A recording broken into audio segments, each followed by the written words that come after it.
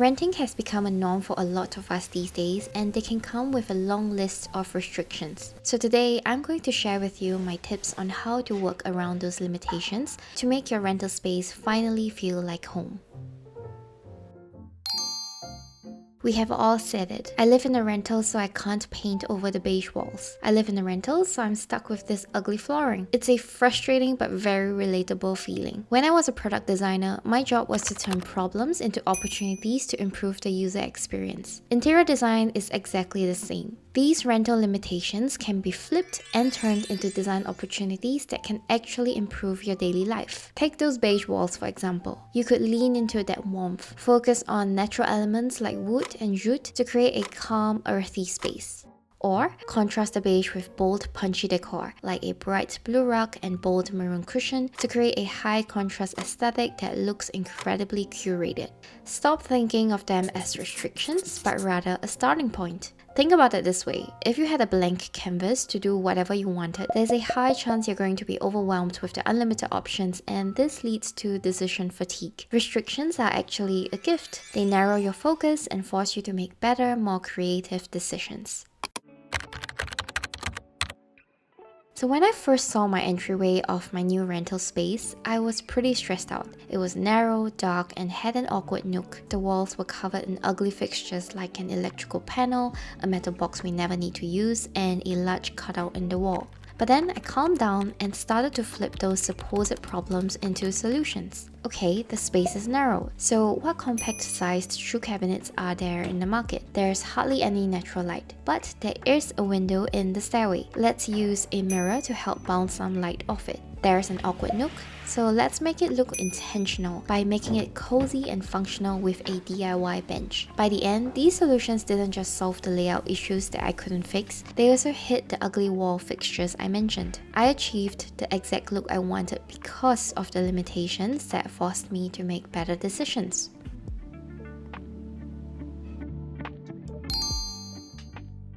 Here's the secret. You don't need to buy expensive furniture. You just need to identify your priorities. When you're thinking about your space, pick 1 to 2 items that you're willing to invest a bit on, and then find budget-friendly options for the rest. Maybe for you, a priority is a beautiful roll of peel and stick wallpaper or a striking lamp that's going to boost your mood every time you turn it on. Remember, it's your choice to spend your money on things that actually make you happy. Take our old apartment for example. We bought an expensive couch because that was where we spent most of our time on. In contrast, we bought a dining set for just 100 euros because it wasn't a priority for us since we usually ended up eating on the couch anyways. But keep in mind that priorities can always shift. A few years later, when we moved into our new space, we then invested in a larger dining table that ended up being the place where I host, where I craft, where I do all my DIYs, and even edit my videos.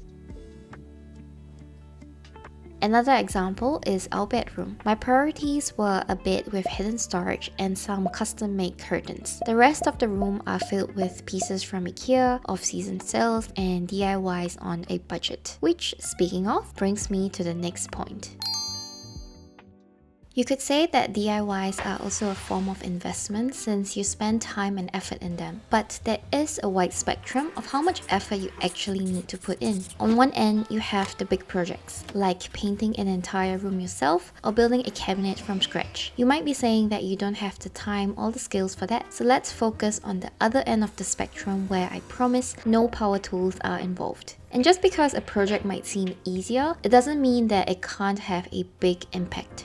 So when I just started on my DIY journey, the thought of painting an entire piece of furniture was really daunting. So instead, I just painted the insides of the top half of my Billy bookcases. This was a low effort, low risk, low cost DIY that ended up changing the whole look of my bookshelves.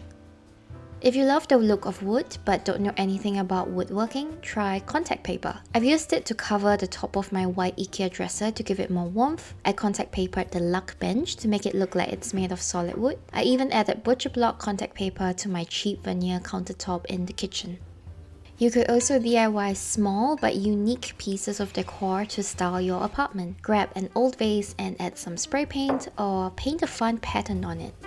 Glue some wooden beads together to make an interesting piece of decor. Mix and match yarn to make a fun, colorful macrame curtain pole. Add some paint and command strips to some foam rings for a conversation starter piece of wall decor. The only tip I have is to really have fun with it, so that every time you look at these pieces that are styling your home, it puts a smile on your face because of the memory attached to it. On that note, I have definitely fallen into the trap thinking that I need that $60 vase from Anthropology to make my home look beautiful and curated like the ones on Instagram. Before purchasing that $60 vase, ask yourself a few questions. Does this vase remind you of a fond memory? Or is it going to spark joy every time you look at it? If the answer is a big fat yes, then go ahead, buy it. You probably won't regret it. But if you're unsure, then you will be better off saving your coin for something else. Decorate your home with things that have meaning to you.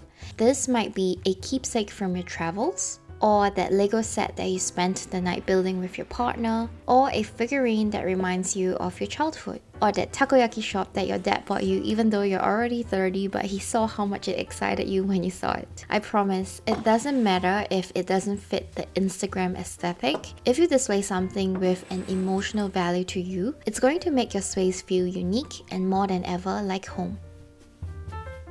So now you have pieces of furniture that you prioritized your spending on and sprinkles of decor that are meaningful to you. To fill the remaining gaps in your home, you might want to pay a visit to the thrift store. If it's your first time entering one, you might be overwhelmed with the amount of stuff in there. So here are 5 things I like to look out for. Number 1, art. Adding art to your space is one of the easiest ways to add a lot of personality to your home, and the thrift store is perfect for finding unique pieces at a low price. Whether you're looking for landscapes, still life, vintage posters, or even non-traditional types of art, your local thrift store most probably has it all. Number 2, baskets. Aside from obvious storage, baskets are great for hiding the ugly parts of your home while still being accessible. They can be really expensive new, so I like to hunt for them at the secondhand store, and more often than not, I end up finding ones with really unique shapes and sizes. Number 3, books. If you're going for that library aesthetic, you're going to need more books than you think, and secondhand stores are perfect for that. They usually go from anywhere between 50 cents to 10 euros depending on the type and title.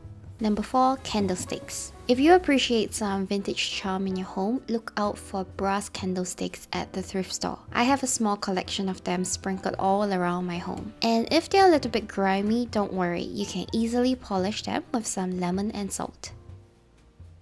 Lastly, definitely look out for decorative vessels. This can be pottery or glassware, and you can often find really fun shapes at the thrift store. If they're not exactly in the color you're searching for, you can always add some paint or even use the classic baking soda hack to turn it into a piece that fits your home color palette.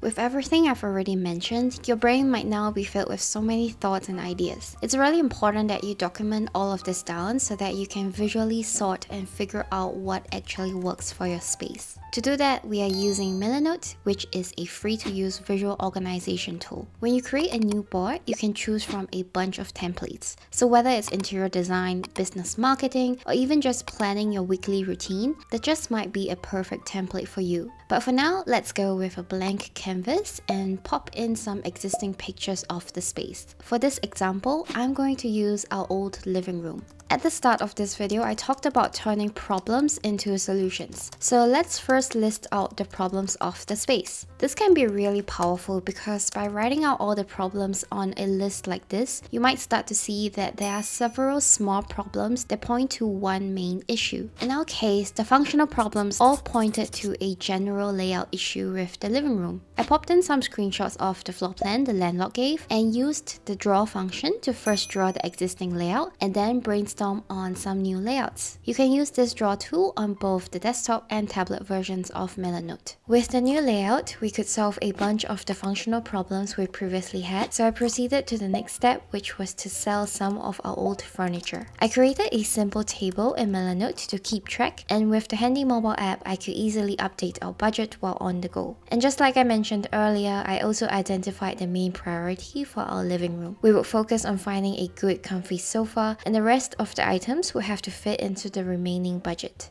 I saved potential furniture options with the Milanote web clipper directly onto my board and shared this board with Pat so that he could leave comments on what he liked or didn't like. This is really useful as it just keeps everything well documented and neatly organized.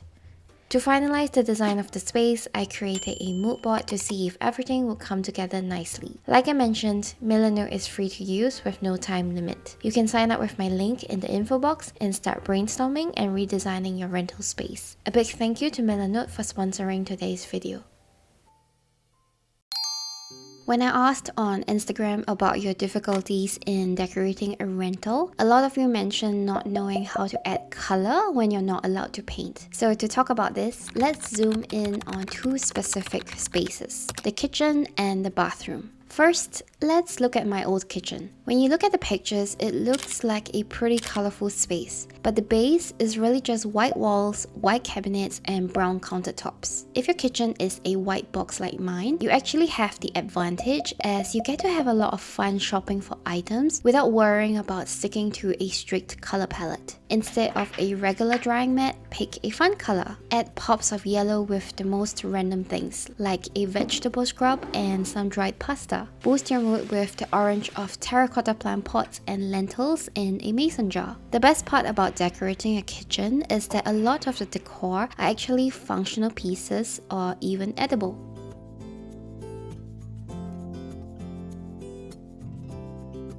Next, let's take a look at this bathroom. It's basically a white box with a dull grey flooring. Since the walls are fully tiled, you probably aren't allowed to drill into it, so let's play with textiles. To cover the grey floor and add some comfort, let's add a fun checkered bath mat.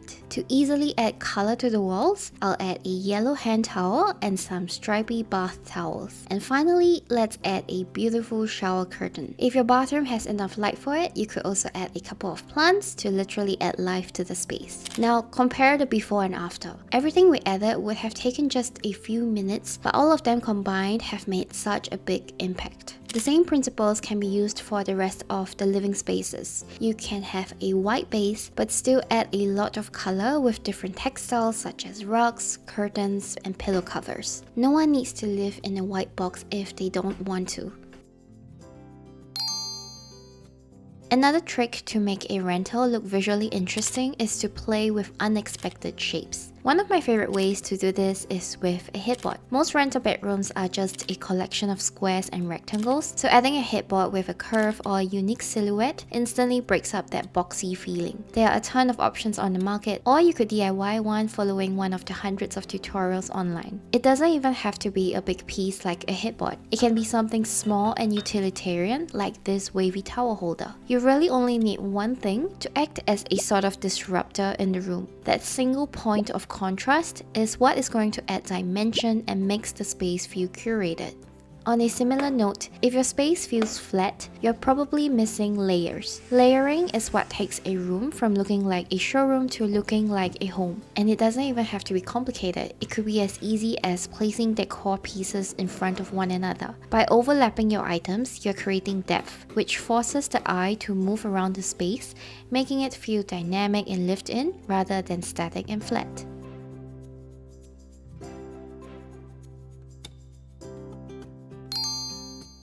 Whether you're not allowed to or too scared to pick up a drill, I have a few solutions for you. For hanging small pieces of art, stick a paper clip onto the wall and hang your print with a small magnet.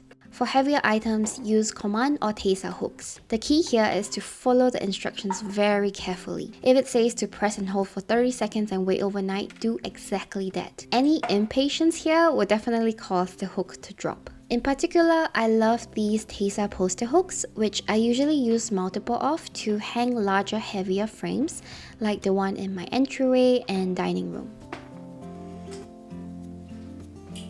If your wall is not super textured, Velcro strips are also great for creating a feature wall.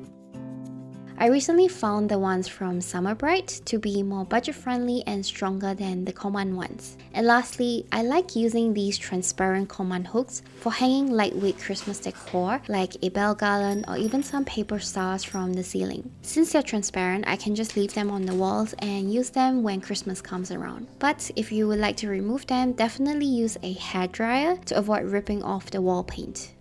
If you live in Germany, a lot of window blinds come with a rental-friendly hook that you can just clip onto the window without drilling.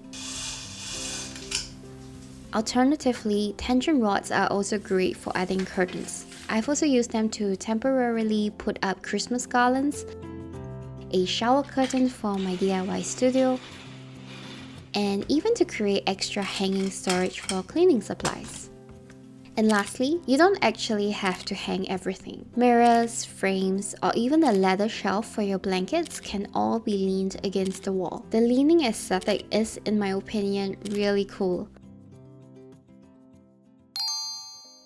In this day and age, we arguably cannot live without electronic devices, yet they tend to be visually unattractive. To hide the ugly router, I like to use an open weave basket. This ensures that the signals are still strong and you can thread the cords through the open weave. Or hide it under the table by sticking it to the wall with some Velcro strips I mentioned earlier. For consoles, I highly recommend getting a media unit with slatted doors in order to hide the consoles, but still allow for good ventilation so that they don't overheat. For kitchen appliances, first make a mental note of what needs to be out on the counter all the time. Try to get ones that fit your kitchen aesthetic so that they don't feel like an eyesore. For us, that's the microwave, toaster, and the carbonator. The rest of the less used appliances like the blender and air fryer go into cabinets. And to manage those cords, use power strips that you can mount onto your furniture and run any excess cords through cable channels. For under the work desk, this fabric organizer is a game changer as it allows you to still access the cords easily but hides everything away so neatly. If you don't know how to change a ceiling light, that's totally fine because you won't even need to turn it on after this. Ambient lighting is key to making your space feel cozy and homey. Just compare these two pictures side by side. Which one makes you want to curl up on the couch all day? Here's my formula for ambient lighting. In the corners, I like to add either a standing lamp or table lamp, which turns a dead zone into a decorative focal point. For task lighting, avoid things like this. The light is usually too harsh and they quickly become an eyesore. Instead, look for options that provide bright but diffused lighting or ones where you can adjust the angle. If you're struggling to find a table lamp in your style or budget, a hack I have is to get a basic bulb vase and place an interesting glass vase over it. On top of bookshelves and wardrobes, I like to add an LED strip for that glowy effect. By pointing the light upwards towards the ceiling, you're using the wall to diffuse the light, which makes the room feel taller as well.